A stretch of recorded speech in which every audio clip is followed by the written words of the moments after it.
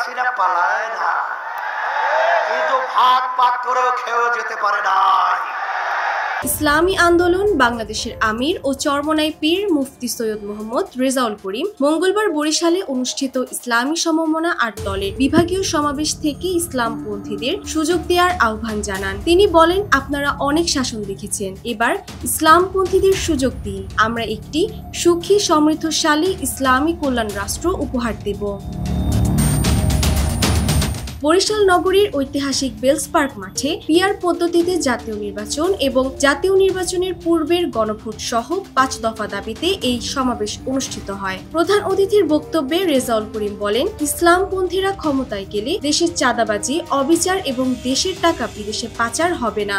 এদেশে আমি জন্মগ্রহণ করেছি, এদেশ নিয়ে যারা ছিনিমিনি করবেন আজকে তাদেরকে মেসেজ হিসাবে বলতে চাই, আর ছিনিমিনি করার সুযোগ নেই।